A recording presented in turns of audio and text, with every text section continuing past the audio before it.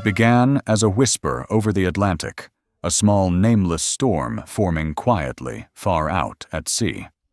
To meteorologists, it looked like nothing more than a passing disturbance, one of many that fade before they ever reach land.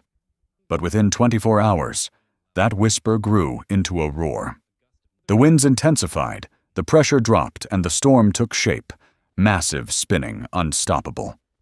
By the time it reached Ireland's west coast, it had a name: Storm Amy. Winds screamed at over 90 miles per hour, rain fell in relentless sheets, and waves, taller than two-story buildings, slammed into the seawalls of Galway. Power lines snapped like twigs, lights went out, and entire towns disappeared beneath a curtain of wind and water.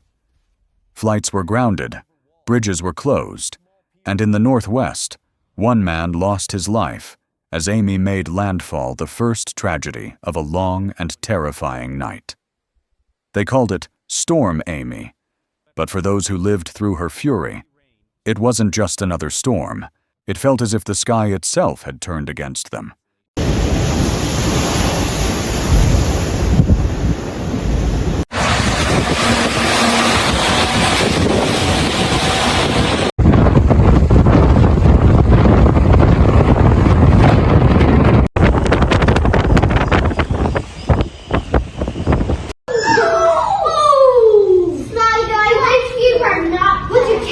When Storm Amy slammed into Ireland's west coast, it came without mercy. The first gusts reached over 90 miles per hour, tearing through County Donegal like a freight train.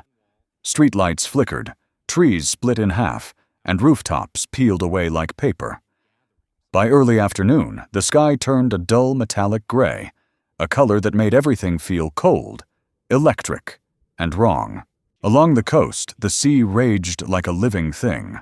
In Galway Bay, the waves grew higher with every passing hour, walls of water up to 16 feet tall, crashing over the seawall and flooding the promenade. The famous Black Rock diving tower vanished beneath churning foam. Seawater burst through drains and windows, turning parking lots into shallow lakes. The air was thick with the smell of salt diesel and rain. People watched from behind windows as the storm took their world apart. Cell phones pressed to glass, capturing lightning flashes and bending power lines. Social media lit up with shaky videos, cars swallowed by waves, tree branches flying like spears, entire neighborhoods going dark within seconds. By mid-afternoon, Ireland's Electricity Supply Board issued a nationwide emergency alert. Over 120,000 homes and businesses were already without power. In Donegal, Galway, and Mayo, entire communities vanished from the grid. Repair crews battled floodwaters and hurricane-force winds, trying to reach downed lines. One worker described it as like driving through a washing machine: no visibility, no control. In Galway City, the streets flooded faster than anyone expected. Downtown intersections disappeared under 3 feet of water. Police and firefighters urged people to stay indoors, but for many, it was too late. Cars were stranded. Families trapped in their homes waited for rescue crews who could barely move through the chaos. As evening fell, the situation grew desperate. Power transformers exploded, casting eerie flashes of blue light across the skyline. The sound of the wind never stopped a constant roaring howl that made it impossible to think. In some homes, the pressure was so intense that doors rattled and ceilings groaned. By nightfall, the first fatality was confirmed: a man in his 40s killed in the northwest in what authorities described as a weather-related incident. His death marked the storm's first victim, but not its last. For millions across Ireland, that night felt endless. Families huddled by candlelight, watching water crawl beneath their doors. The air was cold, heavy, and alive with fear. Outside, the wind screamed through the streets of Galway, and no one knew how much worse it might get. What the hell? How is this even possible? You got it! One more time!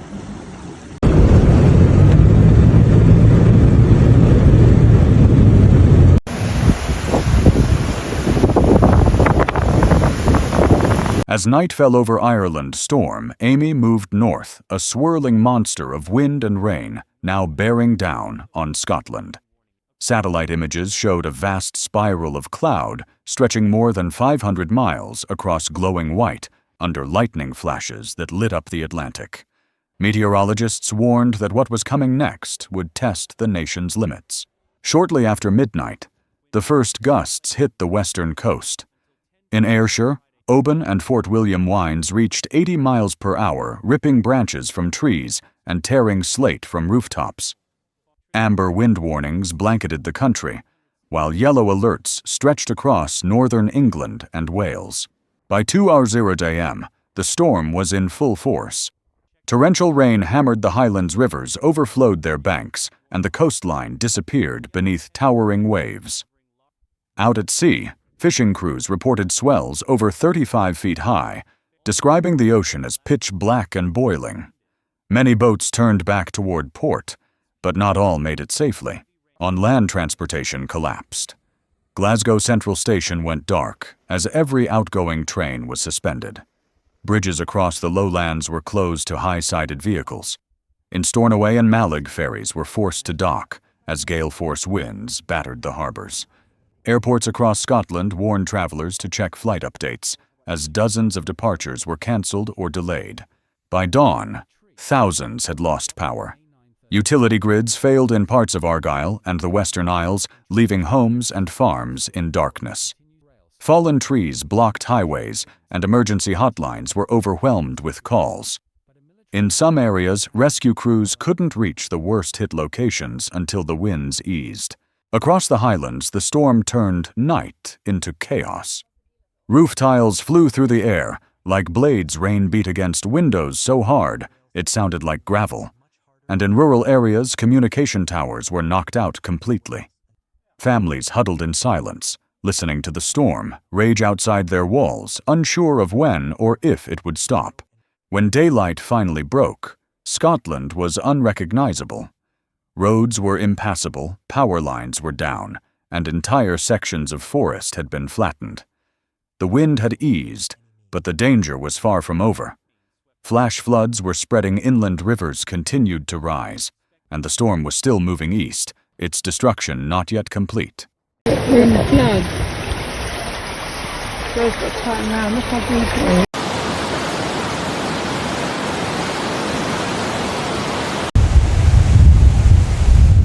A lucky escape for this car's owner.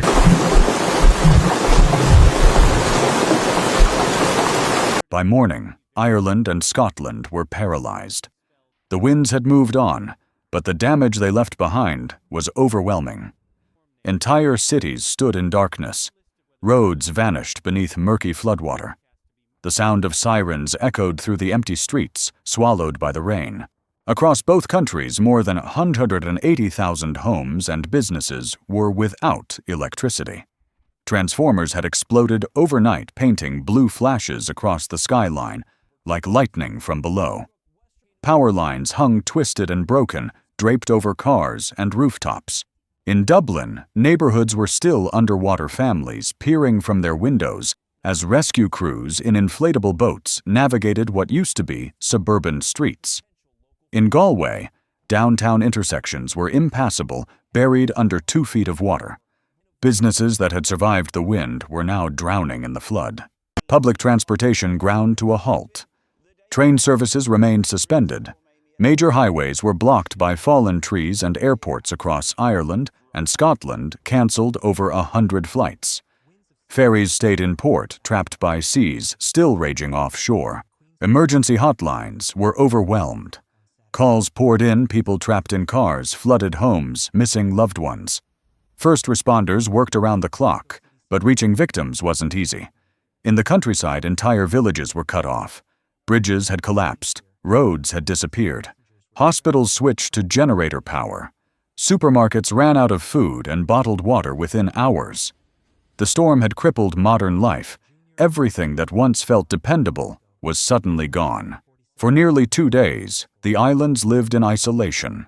No lights, no communication, no sense of time. At night, only the flicker of candles and the hum of generators broke the silence. The infrastructure had fallen, and the storm had made one thing clear: even the strongest systems can crumble in a single night.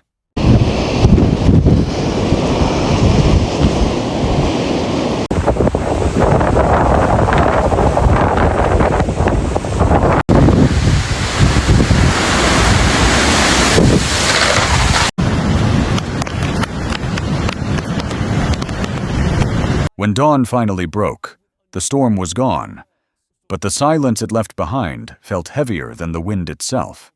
Across Ireland and Scotland, whole towns woke to a world that looked unfamiliar. Streets were buried in mud and debris. Cars lay overturned in the gutters. Trees that had stood for decades were torn from the ground, their roots jutting into the morning air, like broken bones. In Galway, families stepped out of their homes for the first time in nearly 2 days. The air was still damp thick with the smell of salt and diesel.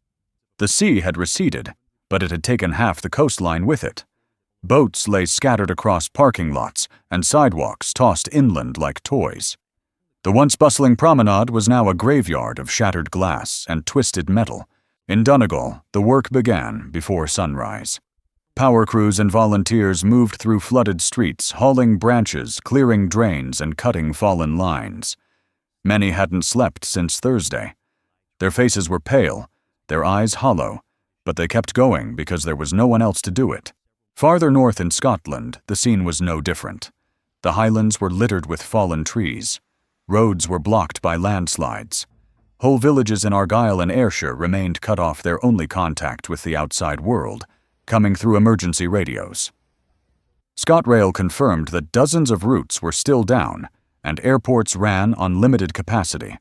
For the first time in years, travel across the region had come to a complete stop. Even as the skies began to clear, the danger wasn't over. Floodwaters continued to rise inland, and rivers swelled dangerously close to their banks. Meteorologists warned that more rain could still fall over the coming days, raising the risk of new floods and landslides. And yet amid the wreckage, there were signs of hope. Volunteers handed out food blankets and hot drinks to stranded families. Churches opened their doors. Neighbors who had never spoken before shared supplies and helped each other dig through the debris. By afternoon, the sun broke through the clouds, pale and thin, but warm enough to remind everyone that the storm had passed. Birds began to return to the quiet sky. The streets shimmered with puddles reflecting the light.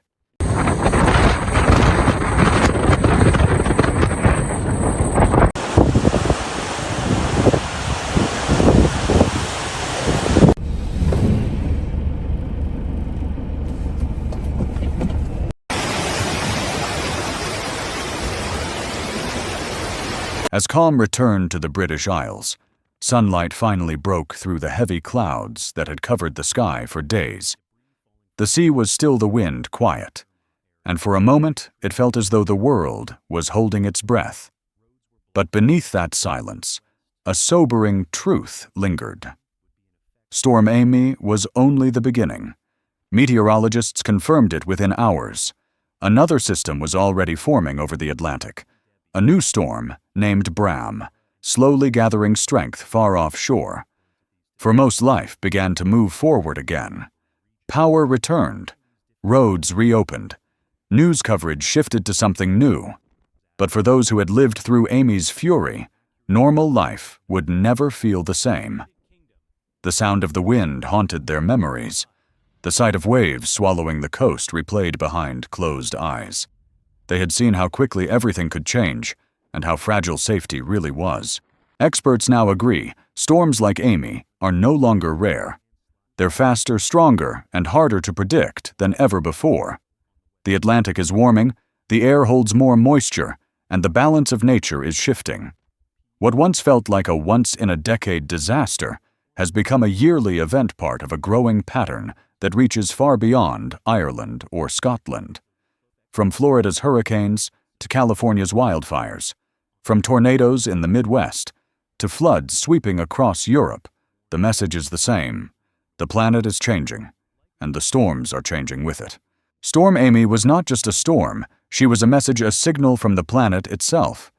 We can't stop the wind or the waves, but we can decide how we respond, how we prepare, how we rebuild. Because every storm tells two stories, one of destruction and one of survival. And which one we tell next depends on us. As the sun set over the Atlantic, the waves calmed, and the light turned golden across the water. In that moment, the storm was gone, but her warning remained. Nature had spoken once again. The question now was simple. Will we listen next time?